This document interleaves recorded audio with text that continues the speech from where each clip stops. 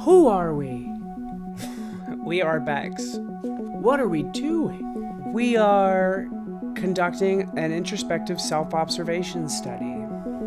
But why? For science, I think.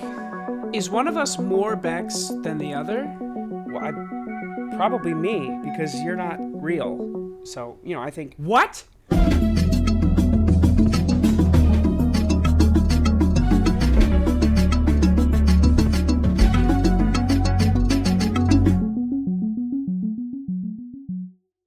So, how we doing?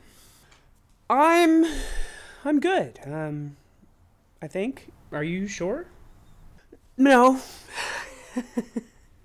To be honest, I just really didn't want to do this today.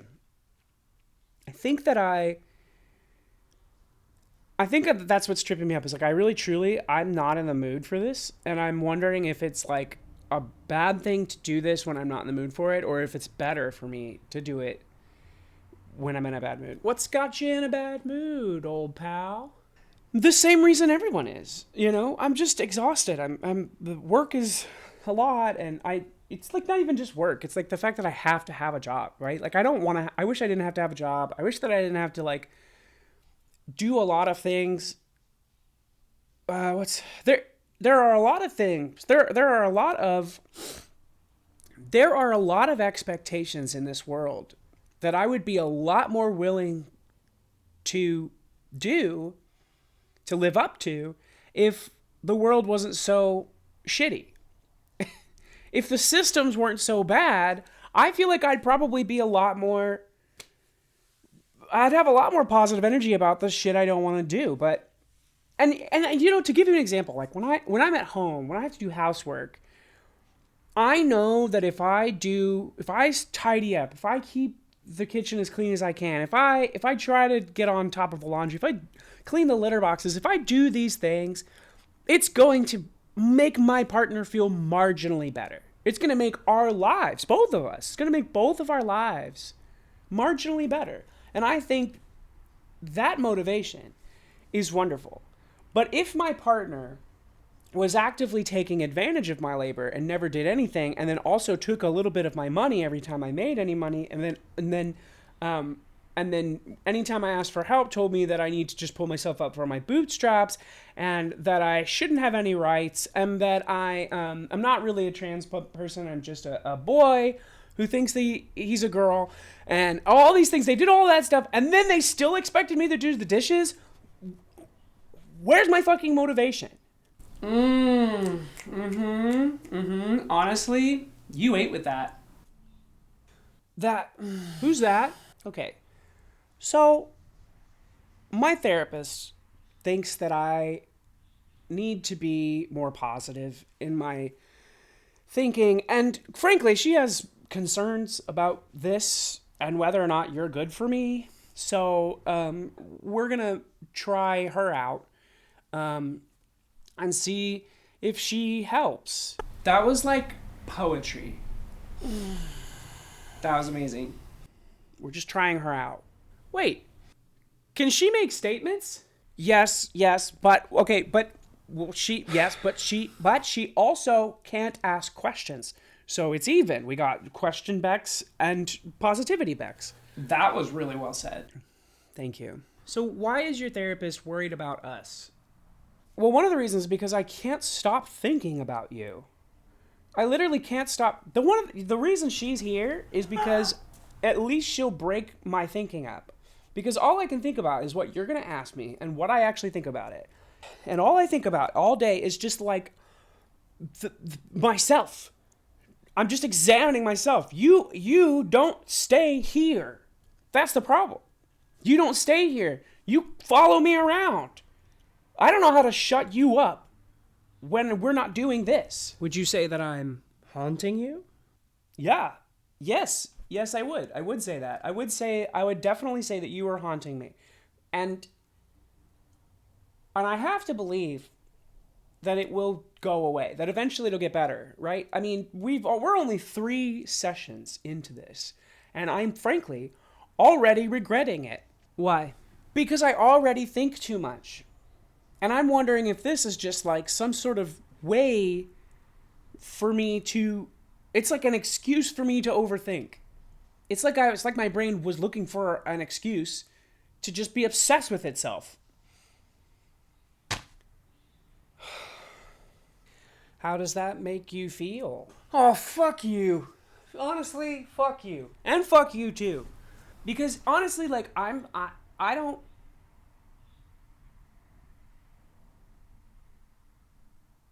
know what I'm even talking about. I don't know. I'm 3 sessions in and I'm crying because I'm so tired. And I think what this is doing, what this is showing me, is that you can't really just think your way through life. That really, truly, like, all you can do is just, like, wake up and accept whatever hits you. And just roll with the punches. Because if you try to think too hard about it, you drive yourself insane. And before you know it, you're sitting in a room with 2 clones talking about your feelings. What the fuck am I doing? I felt that. Positivity, Bex.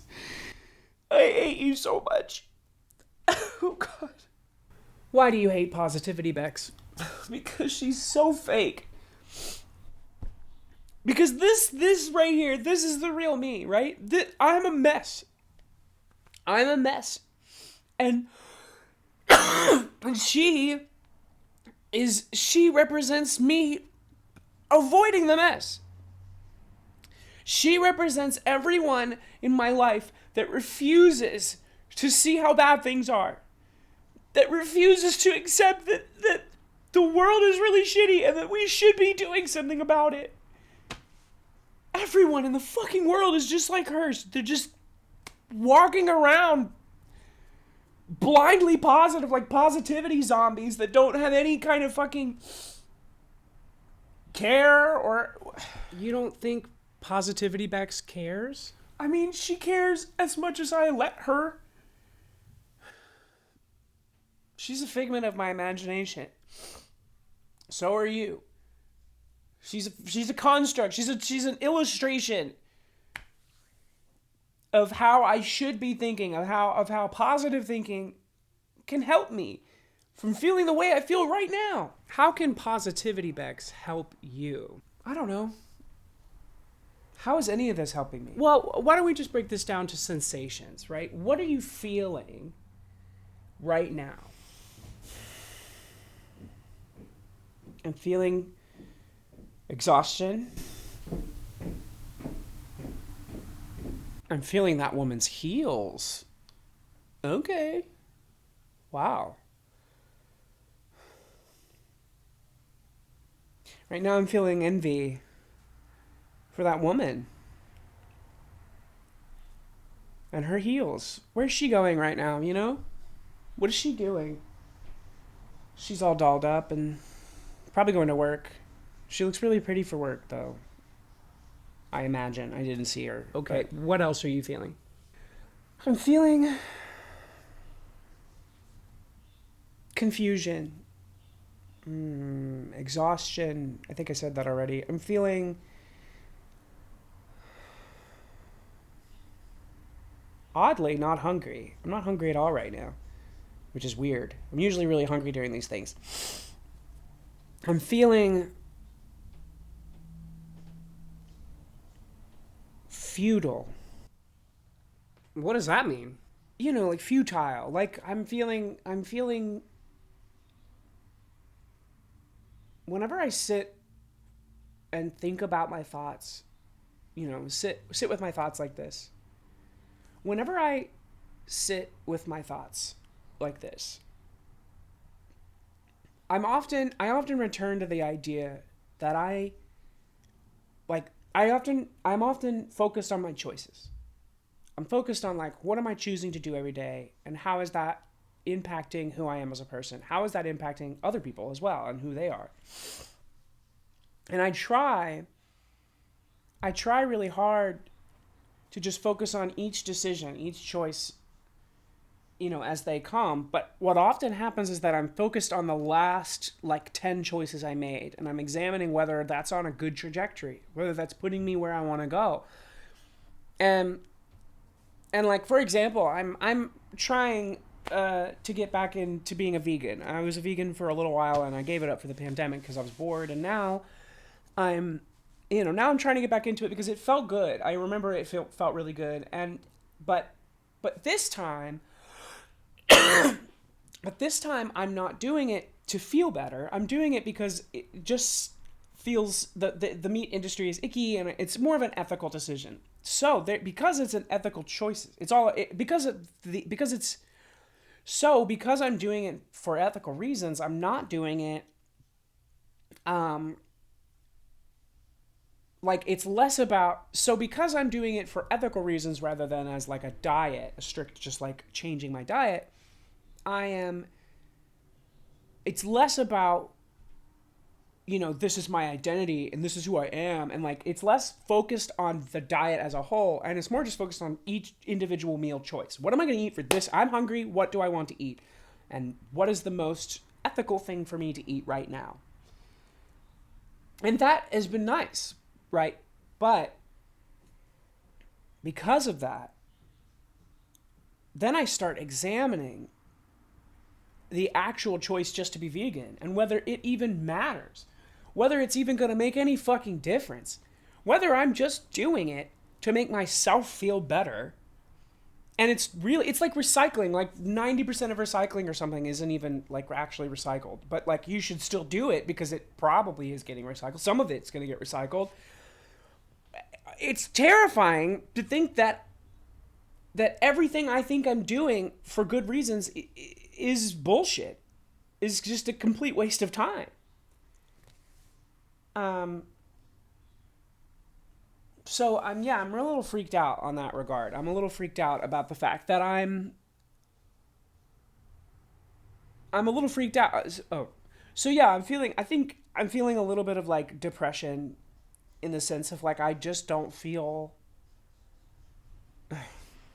So yeah, I think I'm feeling futile because I feel like none of this matters. If everything is meaningless, then where do you find meaning?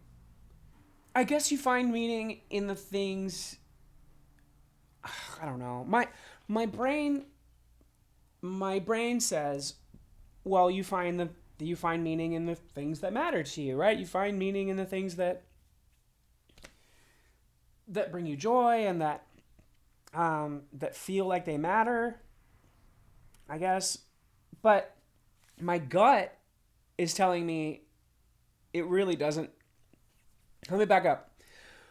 Well, my gut is telling me that, you find meaning in the stuff that matters to you and the stuff that you pour into and the joy that it brings out. But my brain tells me that meaning, everything that you think is meaning, is literally just things that stimulate you.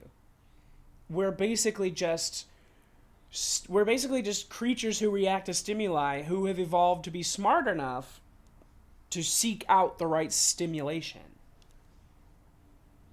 We're creatures of response who have figured out how to have artisan responses, and it just feels. It all just feels so damn pointless that like I think maybe I'm like stuck in a loop here in my brain. I'm just like, there's no meaning, therefore you have to find meaning. But remember that there's no meaning. So if you find meaning, remember that it means nothing. Oh my god, that was so well put. Oh my god. Thank you. Positivity, Bex. Well, if everything is meaningless, then why are we even making this show? I think I'm hedging my bets. I think I'm doing everything in my life on the off chance that it actually might turn out to mean something. Right? Sometimes there's even times where I'm looking into my partner's eyes. Sometimes there's these moments like when we're just kind of cuddling and I'm laying and I'm looking up at them. There's this moment in where like I'm like what if this really is just pointless? What if I really am just like, we're just like two meat sacks who are staring at each other? So if you feel like everything is meaningless, but yet you can admit that there is some meaning to be drawn from life, then couldn't there also be more meaning out there that you have yet to discover? You mean like what if there's a God? Oh no! Like, what if you do actually have a purpose? And what if you've always had a purpose and one day you're going to realize what your purpose That was? sounds like a nightmare. That sounds like such a fucking nightmare. One of the things I really liked, I hated this originally, for the record, but one of the things I now like about the movie Soul is that it doesn't tell children, it breaks free from the notion, the long held notion, that you have one thing you're supposed to be good at.